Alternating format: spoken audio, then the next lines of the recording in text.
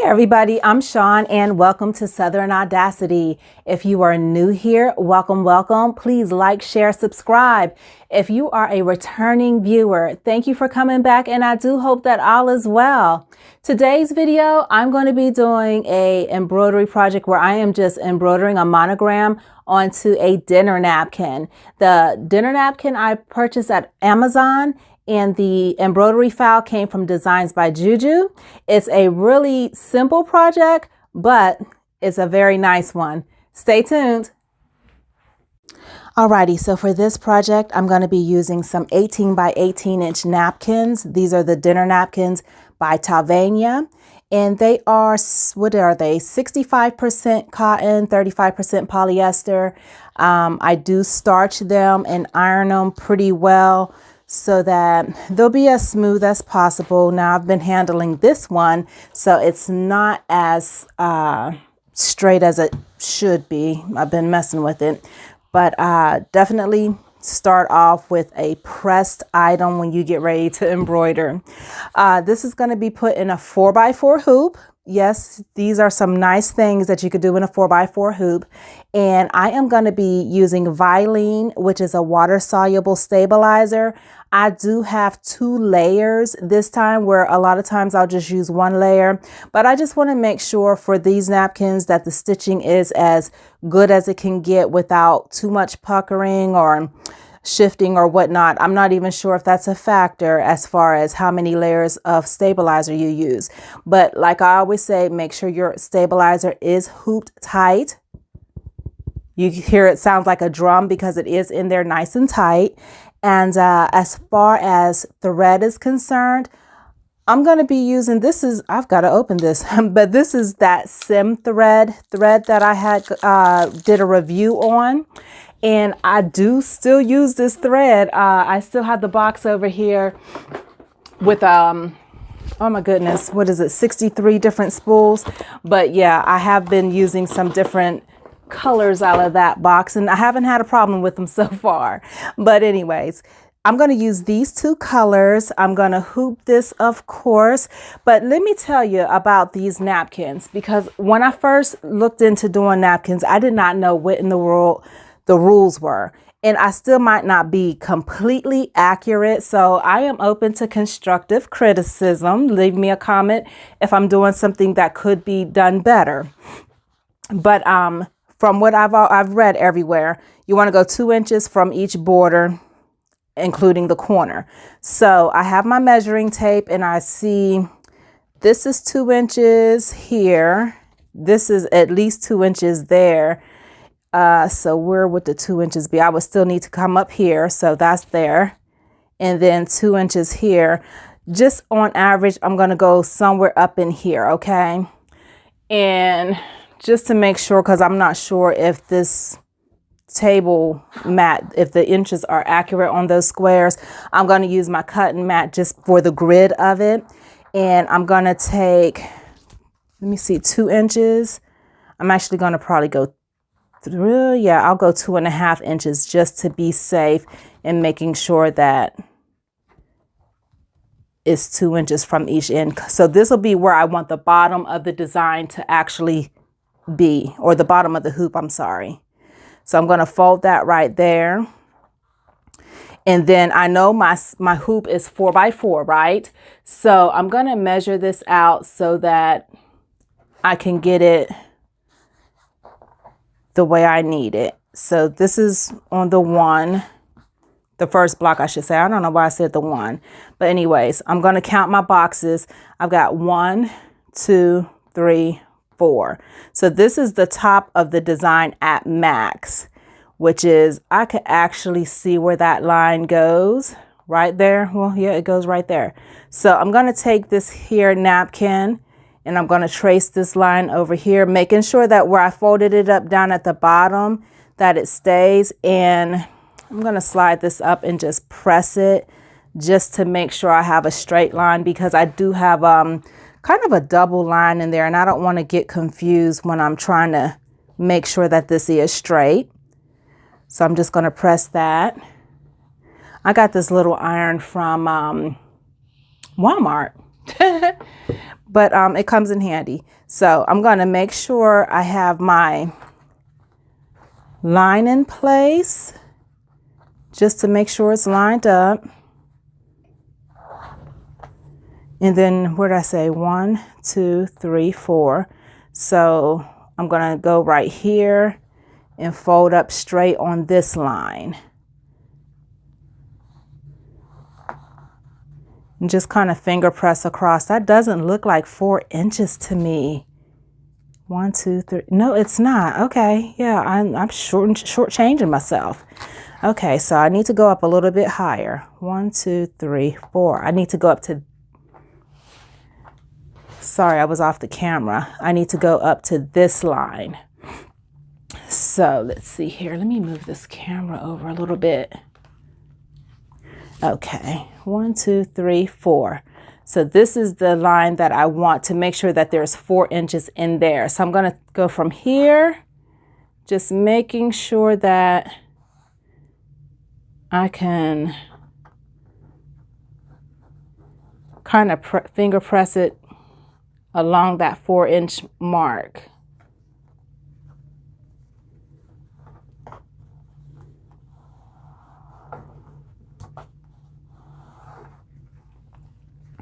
Okay, and I don't know why I didn't pay attention to the fact that, yeah, it is 4 inches right there.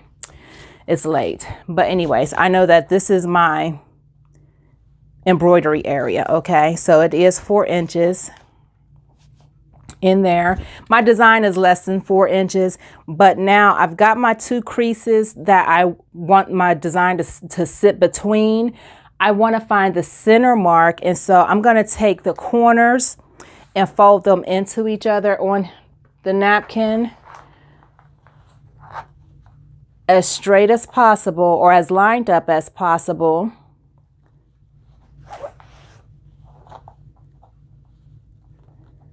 So that I have a cross line in the middle. And I'm telling you, if you starch this well enough, when you press this out straight, you will have some good finger press marks. Okay, so I know that this is the center line to the best of my ability. It's not quite centered. I don't like that. Let's get that folded over a little bit better. And I know it's not going to be very easy simply because the corner is mitered so well and thick. It's not going to be very easy, but as close as possible. And to avoid that double, I'm going to just press with the iron right there to make sure that I don't have a secondary line pressed in there going up and down. Okay, so I think that's better. So now I know that this is going to be the center. This is going to be the bottom of the hoop. We're going to get it on the hoop and then take it to the machine. Alrighty, so I'm going to just take my hoop here, and we've got our center markers where we know if we drew that imaginary line or a real line from one end to the other on both sides, we would have the center. Or we could use the grid lines and just see that would be the center right there. But nonetheless, I'm going to bump the bottom down here. And can you see what I'm doing here? That's just going to go right there at that nodule where I folded it up and down. That's going to meet your little nodule right there. And then, of course, where I folded it up initially, that is where I'm gonna bump it against the bottom. You can put this in the hoop if you would like to hoop it, but if you've seen enough of my videos, you probably know by now I like to float whenever possible, and this is just another one of those things. But you certainly can hoop it the correct way. I am by no means a professional, and I'm not going to say that everything I do is the correct way to do it, but it works for me. But I guess that's the beauty in creating things, because we all have different ways of doing things, but we all seem to get to the same goal if that's what we're working on. I think I'm going to put 2 more pins in and we will be ready. And believe it or not, if you are thinking about making things to sell, napkins that are embroidered, personalized with monograms, actually do sell okay. Just going to steam this little crease out of it now. At least I thought I was going to steam it out. I think I ran out of water. Oh, there's a little steam there. But from a small business perspective, these are some things that you can look into to get started as far as embroidery that have a pretty decent, what do they call it, a return on investment, because they are not very cheap to make.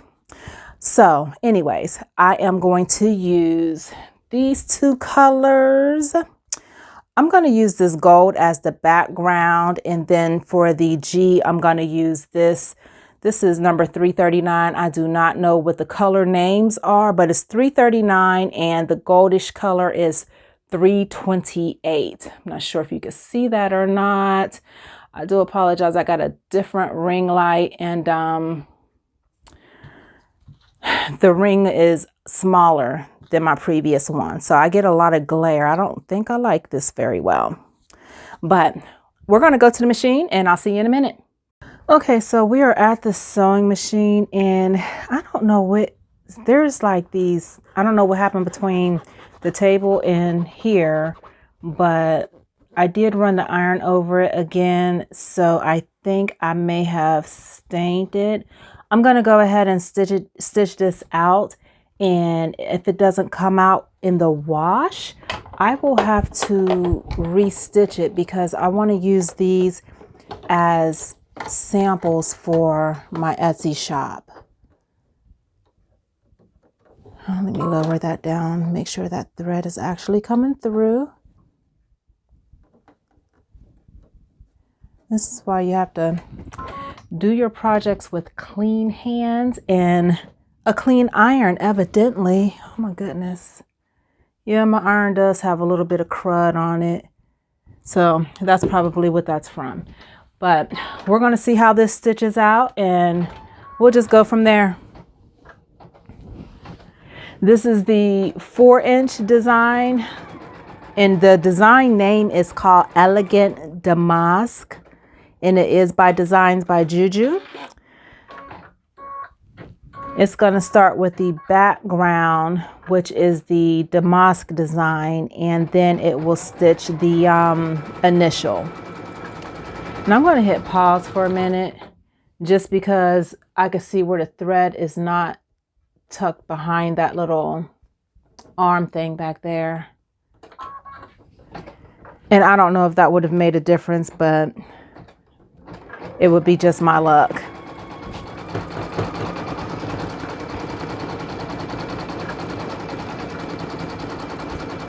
So this design actually has 22 minutes to stitch out. I don't know if you can see that or not, but it's 22 minutes. It's like, ooh, where's my finger? Right up in there. It says 22. So there's 11,610 stitches. That's a lot of stitching. But you know what? There is a nice return on the investment as far as people selling these napkins, if you find the right crowd. And so that's the other thing about starting a small business. You got to find your tribe, or you know, your ideal client base, or I guess maybe they find you. Because I sort of kind of fell into this, I guess, a nostalgic type of customer base for a while, where the primary thing that I would make for people were the embroidered pot holders and towel sets. And honestly, I got bored. I was like, okay, I gotta do something else other than this. And I think I've typecast myself that, yeah, this is what Southern Audacity is going to do. It's this type of personalization to some degree. But I do like napkins, and so I just decided I'm going to just start stitching some samples out, put them on my Etsy site, see if they sell. If they don't, I won't be upset. I'll have some pretty napkins for my dining room table, some of my friends' dining room tables. I'll do, you know, just a bunch of different initials for people who I know, and just do some sets or samples. Gift them. That's what I'll be doing. I'll be gifting them for a while.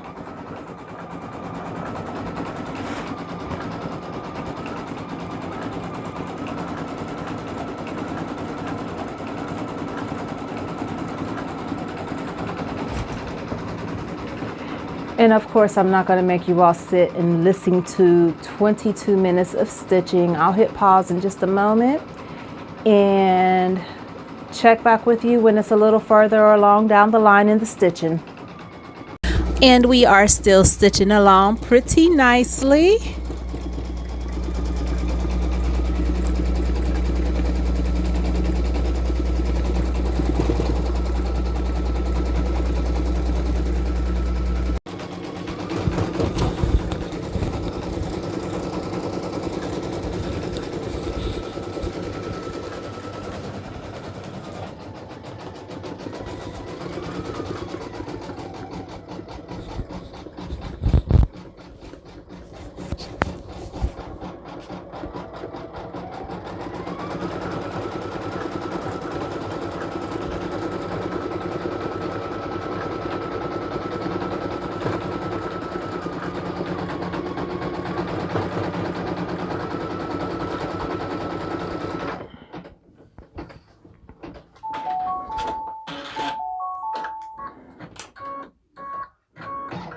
Alrighty, so now it's time to change the thread to that second color, and we'll get to stitching the last step.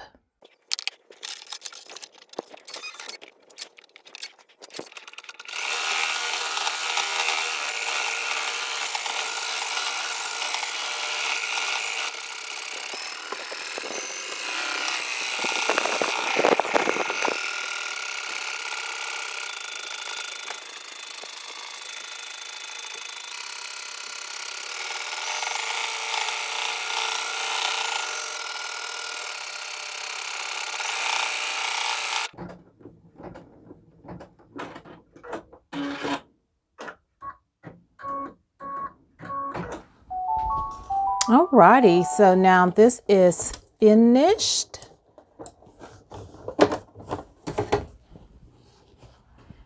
And this is the end result.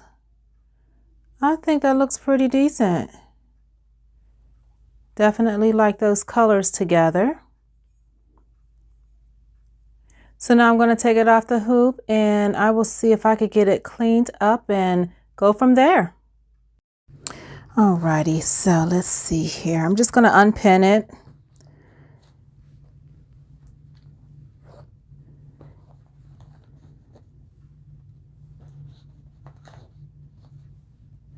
And get it off of the hoop.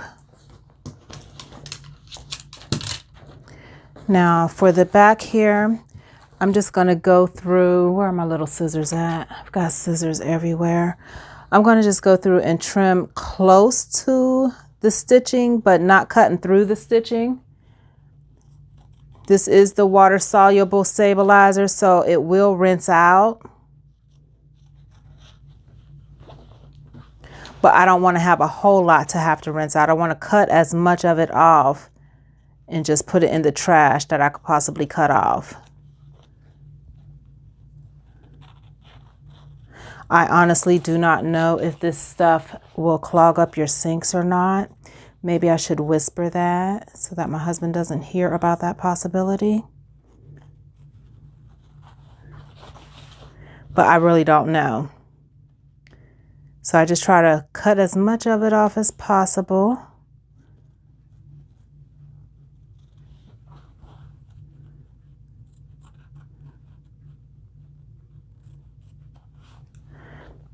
Okay.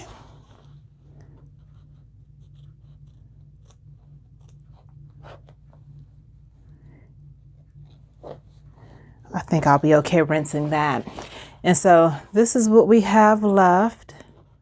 I'm gonna clip that. That's from when I threaded the needle and didn't cut the tail close enough.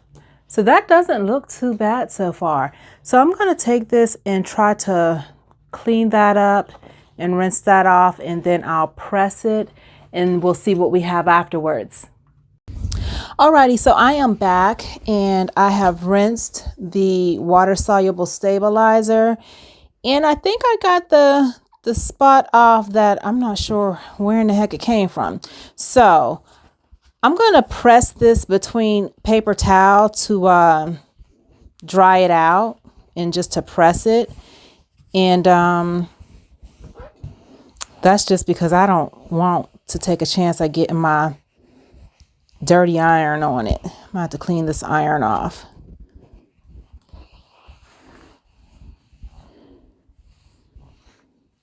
And just in case you're wondering why I did water soluble stabilizer on this versus doing tearaway, I mean, because you could certainly use tearaway, it's because of how close these pieces are in the back here.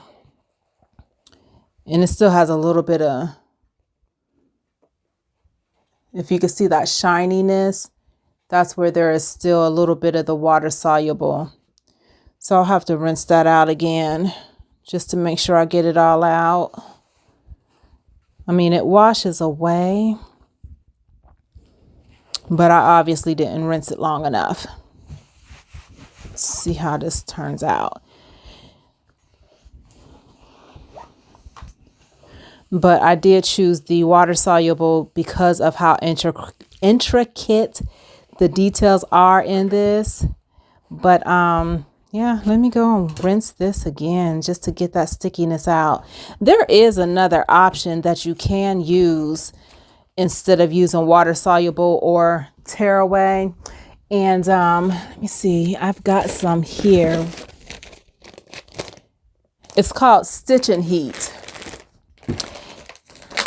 And I get this from All Stitch, and it looks like saran wrap is what it looks like, but you use this as a topper or as a stabilizer. It's pretty sturdy, and you iron it to get rid of it.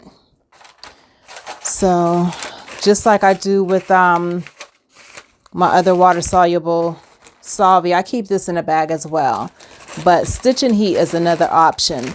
But let me go and get this here cleaned up, and I'll be back. Alrighty, so that's better. Let's see, let's get this ironed out.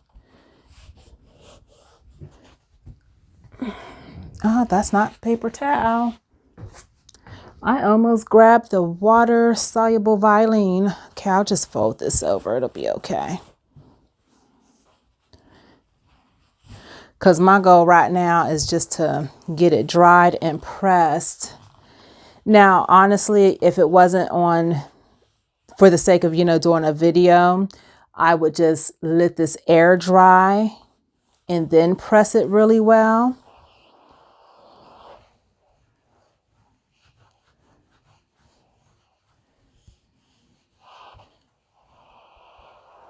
Let's turn the steam off. That's not going to help.